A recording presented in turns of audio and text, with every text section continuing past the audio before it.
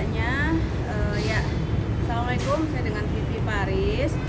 Hari ini, hari Senin tanggal 10 2022 Januari, diawali dengan pelaporan yang saya lakukan terhadap Vicky Prasetyo.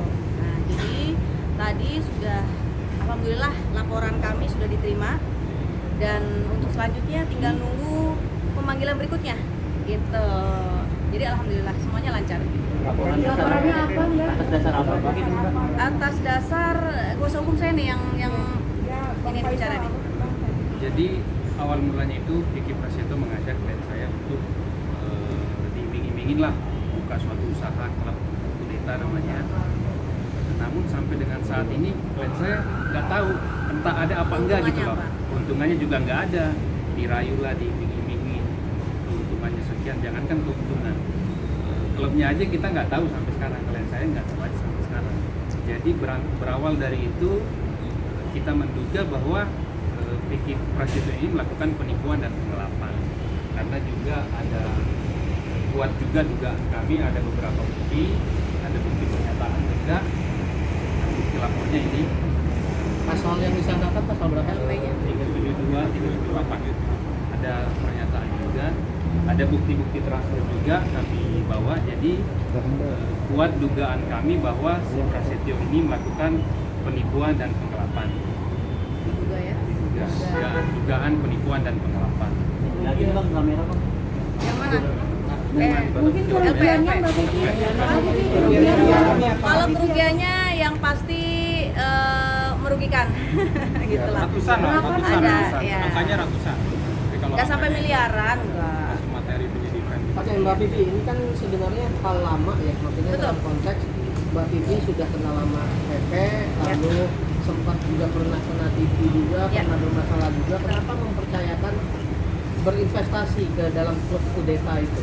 Jadi gini, pertama Vicky Prasetyo itu saya laporkan di Polres Jakarta Selatan dan juga P21. Kemudian Vicky Prasetyo itu menemui saya melalui manajemen dan adiknya sebagai manajer saat itu meminta untuk saya mencabut laporan karena mau dibayar begitu. Jadi selesai di situ kan. Jadi antara saya sama Vicky selesai. Vicky sudah menandatangani surat perdamaian begitu. Tapi memang permintaan Vicky nggak boleh diekspos ke media. Nah, saat itu sebenarnya masalah ini sudah ada. Saya pikir dengan saya mencabut laporan di Polres Jakarta Selatan sekaligus ini diselesaikan begitu kan. Jadi antara saya sama Vicky selesai.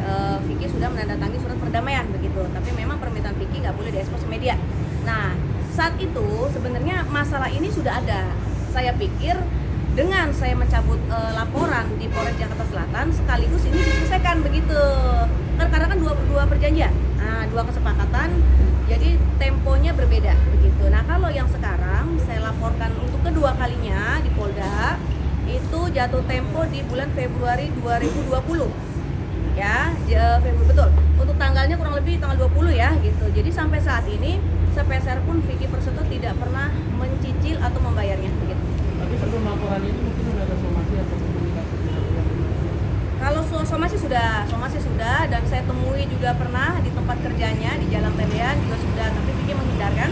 Ya waktu itu sempat ada beritanya begitu kan, yang dia langsung naik mobil gitu. Nah, jadi saya sudah menunggu kurang lebih 1 tahun lebih ya untuk itikat baiknya Vicky, tapi semakin dicuekin malah gitu karena dianggapnya saya ini main-main gitu. Yang diharapkan apa sih, Mbak?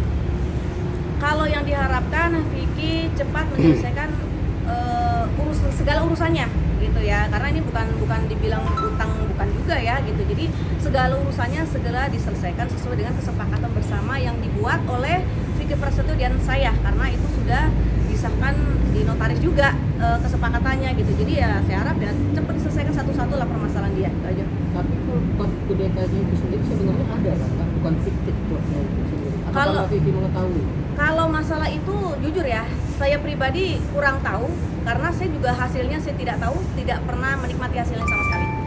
Gitu, nggak pernah. Jadi saya lebih fokus kepada surat pernyataan bersama yang ditandatangani oleh Vicky Prasetyo untuk segera mengembalikan. Gitu. Itu aja sih saya fokusnya, nggak mau yang lain-lain. Perjanjiannya kan biasanya setiap investasi pasti ada perjanjian. Entah berapa persentase setiap bulan atau setiap tahun. Apakah ada isi perjanjian itu dengan Vicky Prasetyo? Tidak ada perjanjian apa-apa. Saya hanya menggelontorkan uang aja. Saya hanya menitipkan uang, sejumlah uang, ada bukti transfer, bacaannya gitu, beritanya saya tulis penitipan dana ke Vicky Prasetyo. Karena waktu itu saya transfer ke rekening adiknya, Nabela Gabriela. Itu karena alasannya Vicky Prasetyo tidak memiliki rekening katanya. Jadi tidak memiliki bank. Saat itu kan saya minta rekening lu pribadi lah, Vick. Nggak punya, jadi rekening adik aku aja gitu. Kok Mbak Bibi percaya sih nggak ada hitam di atas putih, kan pernah ditipu juga? Lebih fokus kepada surat pernyataan bersama yang ditandatangani oleh Vicky Prasetyo untuk segera mengembalikan. Gitu. Itu aja sih saya fokusnya, nggak mau yang lain-lain. Perjanjiannya kan biasanya setiap investasi pasti ada perjanjian. Entah berapa persentase setiap bulan atau setiap tahun. Apakah ada isi perjanjian itu dengan Vicky Prasetyo? Tidak ada perjanjian apa-apa. Saya hanya menggelontorkan uang aja. Saya hanya menitipkan uang, sejumlah uang, ada bukti transfer, bacaannya gitu, beritanya saya tulis penitipan dana ke Vicky Prasetyo. Karena waktu itu saya transfer ke rekening adiknya, Nabela Gabriela. Itu karena alasannya Vicky Prasetyo tidak memiliki rekening katanya. Jadi tidak memiliki bank. Saat itu kan saya minta rekening lu pribadi lah, Vick.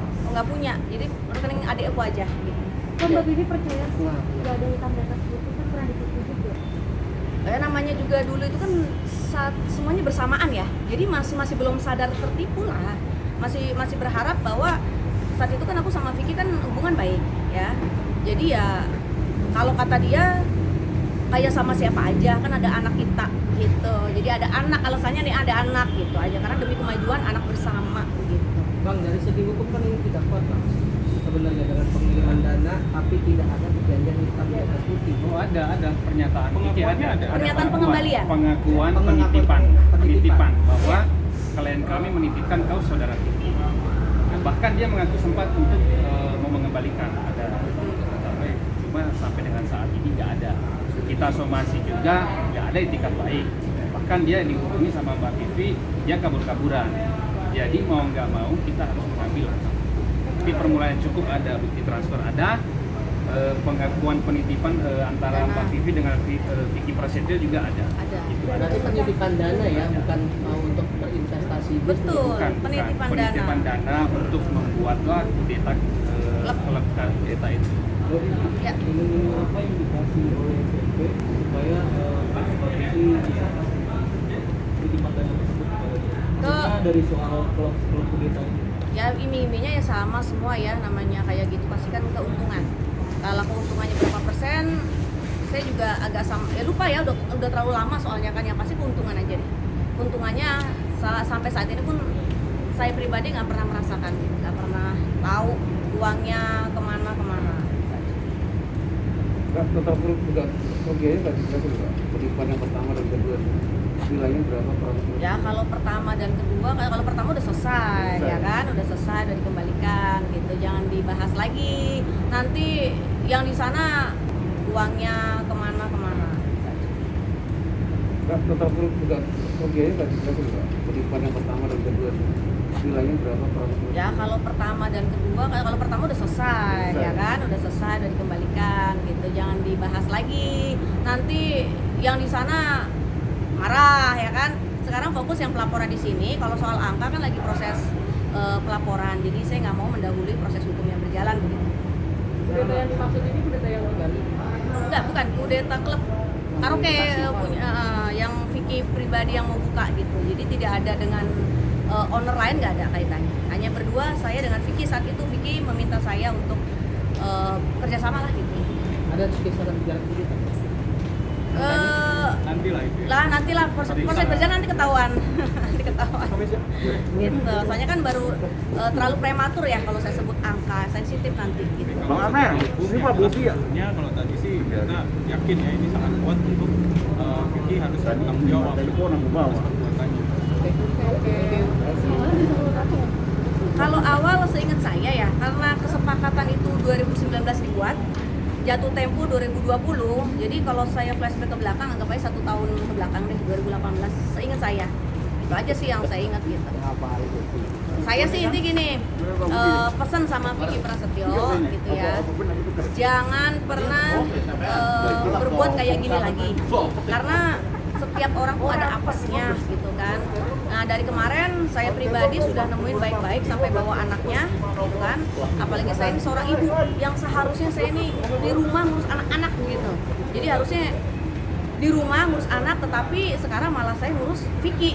Nah, dengan kasus ini begitu, seharusnya kasihan sama saya ini kan korban gitu, jadi tolonglah itikat baik Vicky, dan Vicky jangan menghindar gitu kan. Dari kemarin kenapa kok baru lapor sekarang, sudah bertahun-tahun ya, karena kan memang ada kesepakatannya gitu, kesepakatannya di tahun 2020 yang harus ditepati oleh Vicky, tapi ternyata Vicky mundur terus gitu, dan ketemu saya aja dia nggak mau nemuin dengan banyak alasan yang katanya nggak janjian lah, yang apalah gitu. Itu aja sih yang bikin saya kecewa. Surat laporan dong, surat Bang, LP.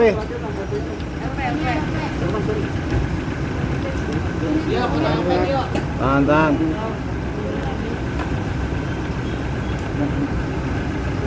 Handphone.